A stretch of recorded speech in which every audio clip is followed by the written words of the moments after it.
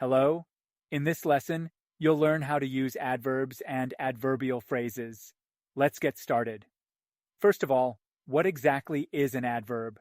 Simply put, an adverb is a word that modifies or describes the following elements: a verb, an adjective, another adverb, or even an entire sentence. Let's explore each of these with examples. An adverb that modifies a verb answers the question, how? For example, Sam runs quickly. How does Sam run? Quickly. The adverb quickly modifies the verb runs. Now let's see how adverbs can modify adjectives. Take the sentence. The buildings in New York are extremely tall. The adjective here is tall. We use the adverb extremely to emphasize just how tall the buildings are. Adverbs can also modify entire sentences. For example, fortunately, they arrived on time.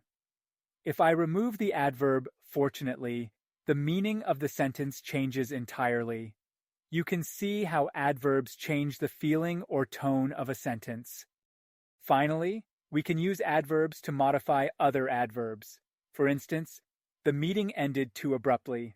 Here, abruptly is the adverb, and too modifies it, adding more emphasis to how suddenly the meeting ended. Notice that many adverbs end in lie, but not all do. Some common examples are soon, now, usually, but also to, very, and already. Make sure to take note of these adverbs because you'll need them for the next exercise. Now, let's do a quick exercise. Complete the following sentences with the best-fitting adverb. The kids are playing, use the knife. It's dangerous. If you want to get there on time, walk. James speaks French. The music was loud. Take a moment, pause the video, and come back when you're ready to check the answers. The kids are playing. The verb is playing, so we might say the kids are playing joyfully or happily. Use the knife.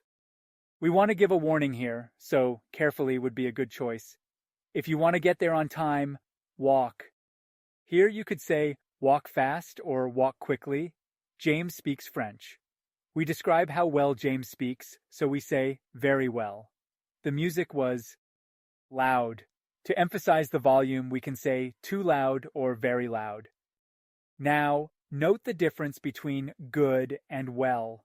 Remember, good is an adjective, while well is an adverb. For example, you can say, Lisa is a good student, because good describes Lisa. But if you want to explain how she studies, you would say, she studies well. Next, we have adverbs of place. These adverbs tell us where something happens. They usually refer to location, distance, or direction. Let's look at an example. The man is walking near the park. Here, near the park is an adverbial phrase that tells us the location. Now, let's go over a few more examples of location. She's sitting outside. The party is happening inside. The cat is on top of the table. Now, let's watch a short scenario and see how adverbs come into play. Listen carefully, as you'll need to use the information from the video to complete an activity. Hi, Sam. I need some advice. I want to continue traveling around Spain, but I'm not sure where to go next. I've visited Barcelona and Seville so far. Do you have any suggestions? How about heading to Valencia? It's a beautiful city by the sea and offers great food and architecture. That sounds amazing. How do I get there? Valencia is 300 kilometers away from Madrid. You can take a train or a bus, but the fastest way is to fly. Great, I'll book a flight. Thanks for your help. Great work today, everyone. Let's quickly recap what we've learned. We explored how adverbs function in sentences, modifying verbs, adjectives, other adverbs, and even whole sentences. We also saw that adverbs play a vital role in giving direction, describing distance, and indicating location. Whether we're saying something is happening outside, 2 miles away, or upstairs, these adverbs give us important details about where and how things happen. Before we end, take a moment to review today's key points, and don't forget to practice using adverbs in your daily writing or conversations.